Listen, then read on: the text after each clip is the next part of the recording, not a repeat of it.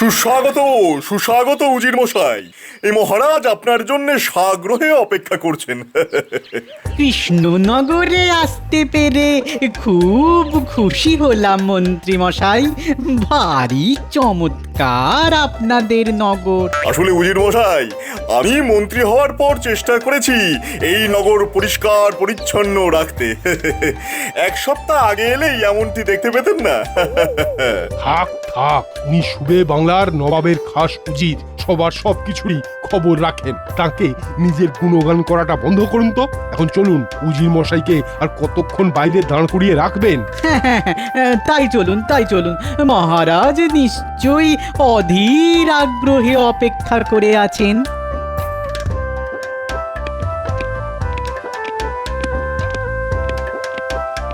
কৃষ্ণনগরে আপনাকে স্বাগত উজির মশাই। নবাবকে আমার শুভেচ্ছা জানাবেন।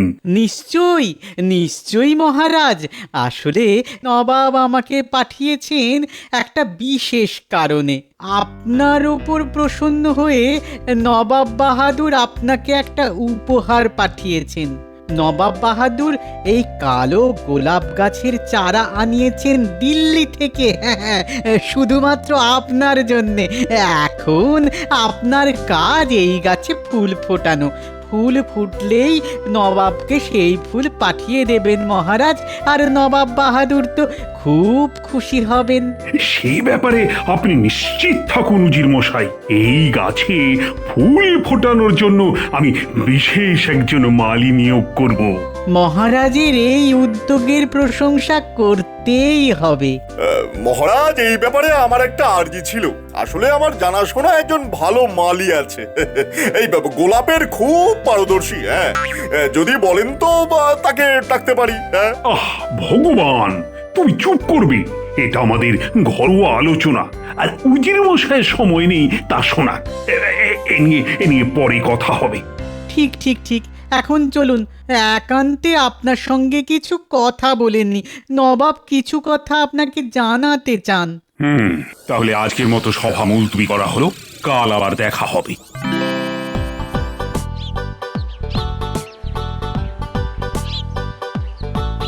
মহারাজের মেজাজটা আজ ঠিক নেই, কিন্তু কালকেই ঠিক হয়ে যাবে। তখন কথাটা পেরে দেখব। আসলে আমার শ্যালকটা একেবারে অপদার্থ, বেকার, বুদ্ধিহীন। শুধু কি করে আমার কাছ থেকে মাল কামাবে তার ফন্দি।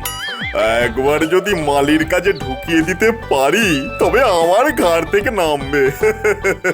মহারাজকে পটিয়ে পাঠিয়ে যেভাবেই হোক শ্যালকটাকে গ্রাম থেকে নিয়ে আসতে হবে। রাজার বাগান বলে কথা, কত প্রকার দুষ্প্রাপ্য গাছ আছে, কত ফল ফুল আছে। তার বেশ খানিকটা ঝেড়ে যদি বেচে বেশ ভালো রোজগারও হতে পারে। না না না না, এই সুযোগ হাতছাড়া করা যাবে না।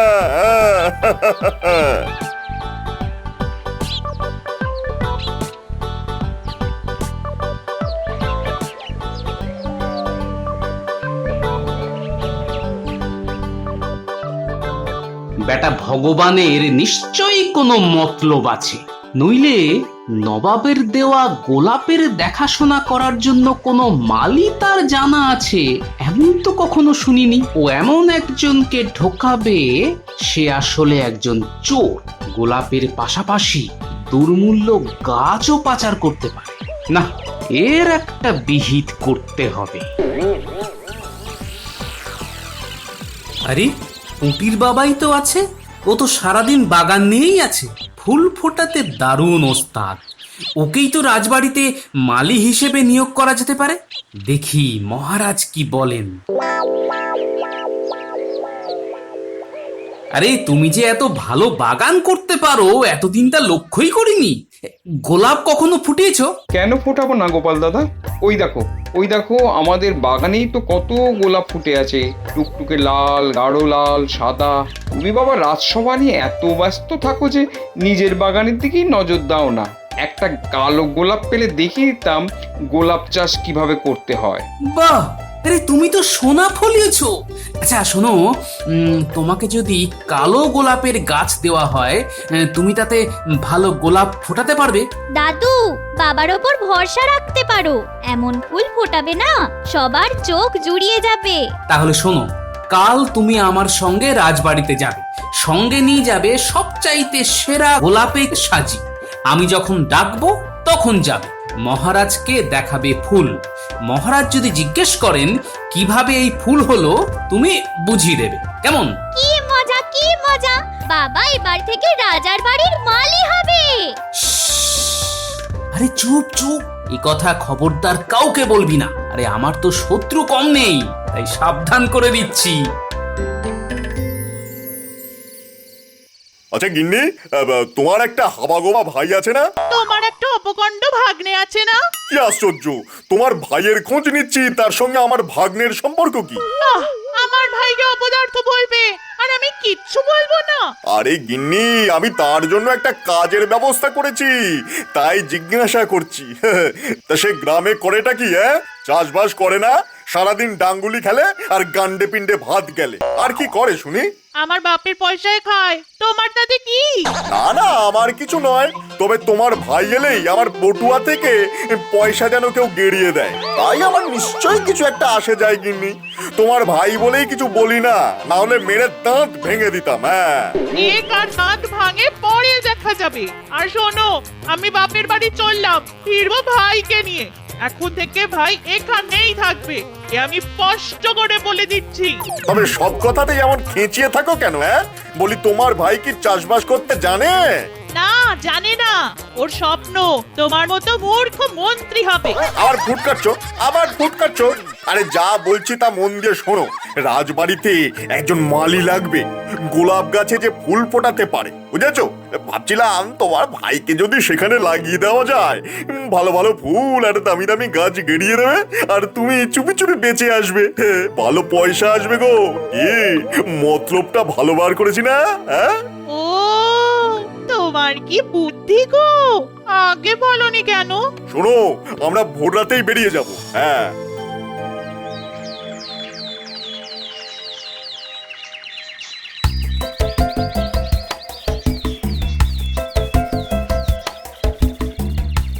ভগবান পৌঁছানোর আগেই মহারাজের কাছে পুঁটির বাবাকে মালির কাজটা পাইয়ে দিতে হবে, নইলে ওই বেটা যে কোন চোরকে ঢুকিয়ে দেবে কে জানে। মহারাজকে তো আর বলা যায় না সেটা, তিনি বিশ্বাসও করবেন না। হ্যাঁ বলো পুঁটির বাবা, গোলাপে কি সার লাগে তা তো তুমি জানো। শুধু গোবর লাগে গোপাল দাদা, আর কিছুই লাগে না। তবে যত্ন নিতে হবে, জল পরিমাণ মতন দিতে হবে, বেশিও না কম তো নয়।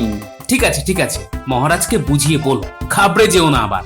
মহারাজ খুব দয়ালু, বুঝিয়ে বললে ঠিক বুঝবেন।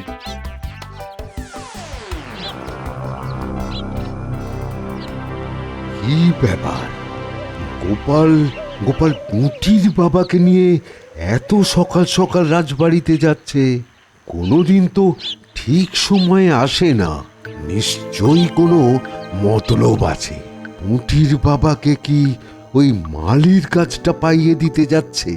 যাই, ভগবানকে খবরটা দিয়ে আসি। দেখো, আমার মান রেখো, এটা কিন্তু কালো গোলাপ। নবাব বাহাদুর মহারাজকে উপহার পাঠিয়েছেন, ভালো ফুল ফোটাতে হবে, বুঝেছো? তোমার একটা ব্যবস্থা করে দিতে পারলে তবেই আমার শান্তি। তোমাদের জন্য তো আর কিছুই রেখে যেতে পারলাম না। গোপাল দাদা, এসব কি অলক্ষণে কথা বলছো? যা কিছু শিখেছি সব তো তোমার কাছ থেকেই। পাঠশালায় পড়িয়েছো, টলে গেছি, তুমি আমায় শিক্ষিত করেছো, এটা কি কম কিছু? এতদিন খাইয়েছো, আমার বিয়ে দিয়েছো, বড় করেছো, এটা কি কিছু রেখে যাওয়া নয়? মন্ত্রী মশাই, ও মন্ত্রী মশাই, আরে আরে এদিকে যে সর্বনাশ হয়ে গেল। বৌমা, ও বৌমা, আরে তুমিও কি কালা হয়ে গেলে? নিশ্চয়ই মালির খোঁজে বেরিয়েছে। এদিকে গোপাল আবার ওই পুঁটির বাবাকে মালি বানিয়ে দেবে, দুজনেই রাজবাড়িতে। এবার তো গোপালের নাগাল কেউই পাবে না, ধরাকে সরা জ্ঞান করবে। আরে আরে গোপাল, তুই কি মূর্খ রে? আরে একটু সবুর কর, মহারাজের কাছ থেকে আগে অনুমতিটা নিয়ে নে, তারপর তো আনতে যাবি। যাগে আমার আর কি। তোর ফাঁদে তুই পড়লি, তো আমি কি করতে পারি?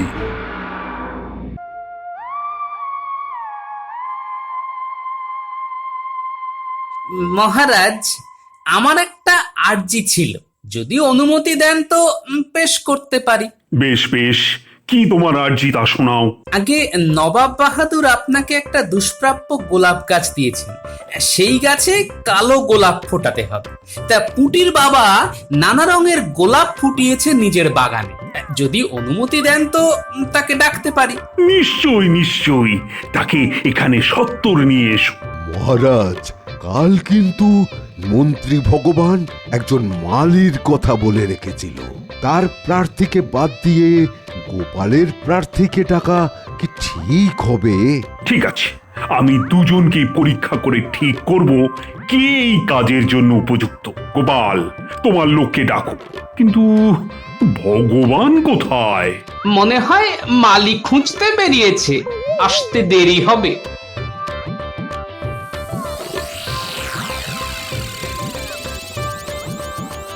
আরে, এ তো তোমার আদরের নাতনি পুটির বাবা। তা ও কবে থেকে গোলাপ চাষ শিখলো?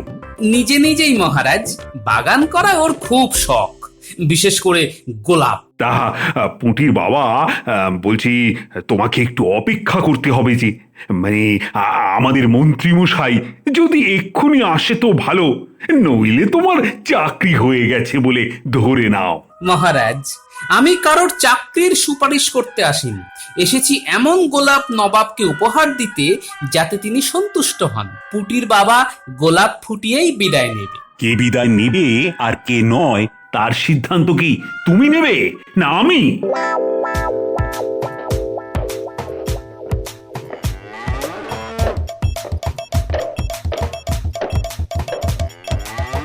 আরে ভাই, এটা গরু না কচ্ছপ রে, তাড়াতাড়ি চলতেও পারে না।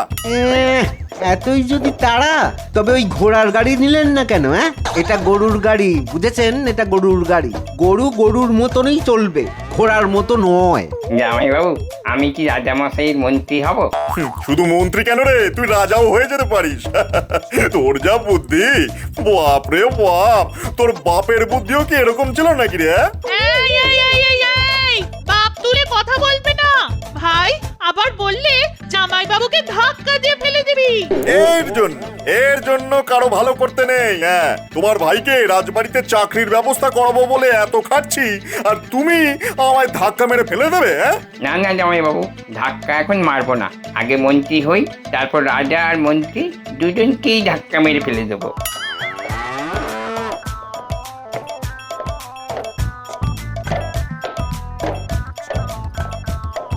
না বই তো, আর অপেক্ষা করা যাবে না। আর পুটির বাবাকেই বা আটকে রাখা কেন? আরে, ওর তো কাজকর্ম আছে নাকি?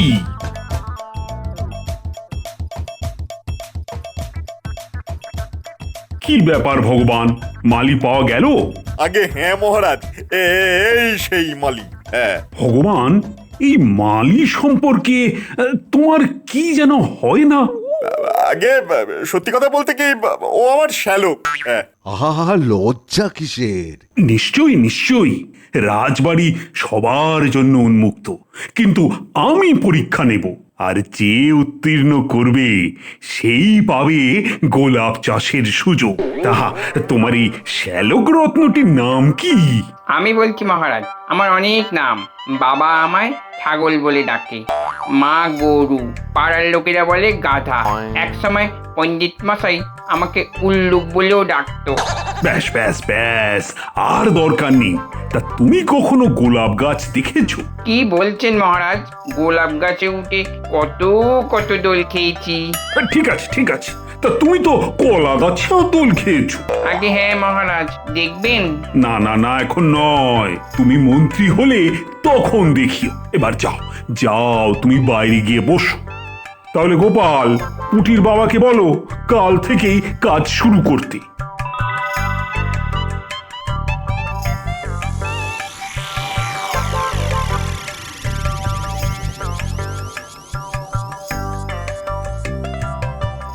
একটা শ্যালক জুটেছিল বটে আমার কপালে। তা যা বলেছেন জামাই বাবু, আজ কেমন মহারাজকে দিলুম, খুশি হয়েছেন না? আর একটু খুশি হলেই না তোকে শুলে চড়িয়ে দিতেন। তোর বাবা তোকে কোথা থেকে নিয়ে এসেছিল রে? এই আবার বাবা তুলে কথা বলছো? দিদি, আরে আমার বাপ তুলেছে, তোমার তো নয়। জামাই বাবু, আমি কবে মন্ত্রী হব? আমি মরলে? ঠিক যা ভেবেছিলাম, গোপাল গোপাল নিজের লোককে ওই রাজবাড়িতে ঢুকিয়ে দিল। ভগবান আর ওই লোক পেল না। হ্যাঁ, ওই রকম একটা অপগণ্ড শ্যালককে মালি সাজিয়ে এনেছে। হ্যাঁ, ব্যাটা তো একেবারে ওই হাবা বোবা।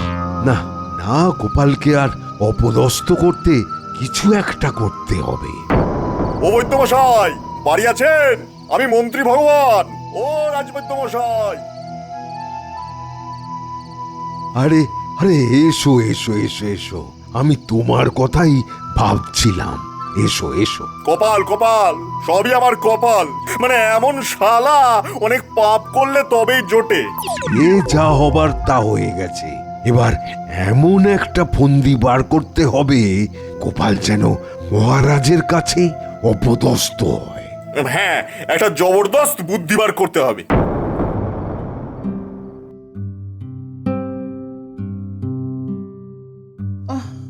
ওগো ওগো, আমার মাথায় খুব যন্ত্রণা করছে।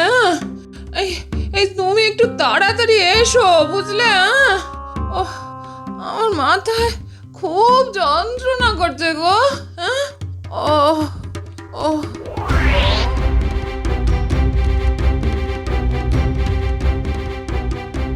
শোনো, একটা ফন্দি মাথায় এসেছে। গাছটা বড় হোক, এখন কিছু করবার দরকার নেই। কুড়ি এলে যেদিন মহারাজ তা দেখতে আসবেন সেই রাতেই বদল করে দেব। মহারাজ এসে দেখবেন গোলাপের কুড়ি নয়, আকন্দ ফুটে আছে। আচ্ছা, তাহলে এই মতলব। হ্যাঁ, ঠিক আছে, আমিও দেখে নেব। কিন্তু তার আগে অন্য কোনো বৈদ্যকে নিয়ে বাড়ি যেতে হবে। গিন্নির হঠাৎ যে কি হলো।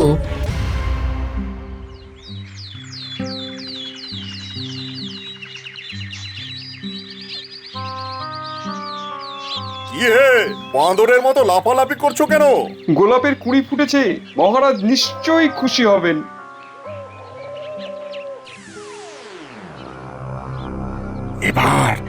এবার সময় হয়ে গেছে, তাড়াতাড়ি কাজটা করে ফেলতে হবে।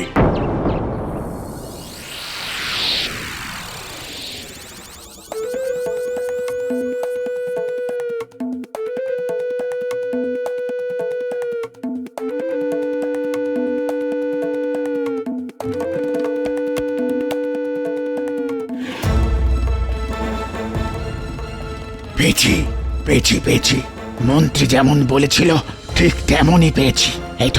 এই তো সেই গাছ।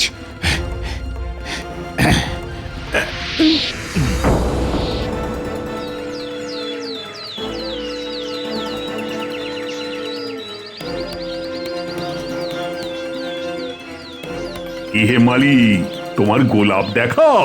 এদিকে আসুন মহারাজ।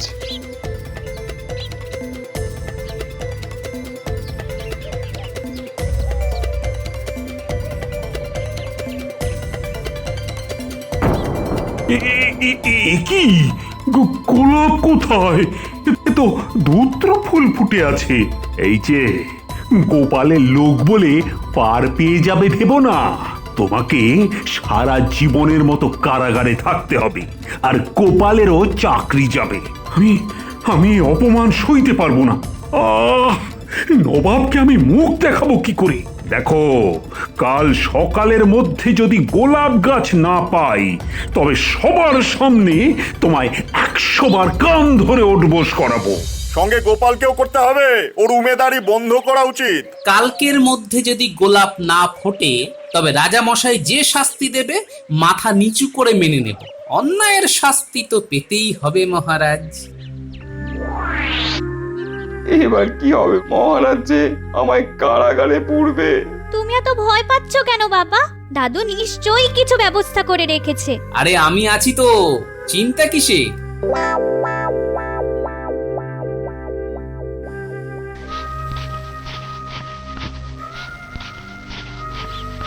কে গোপাল, গোলাপ কোথায়?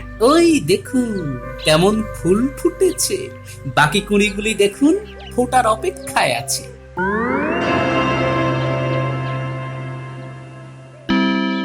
এবার আপনি নবাব বাহাদুরকে খবর পাঠাতে পারেন, দূতের সঙ্গে দুটো কালো গোলাপও পাঠিয়ে দিন। উফ, কি ভালো গোলাপ! আহা!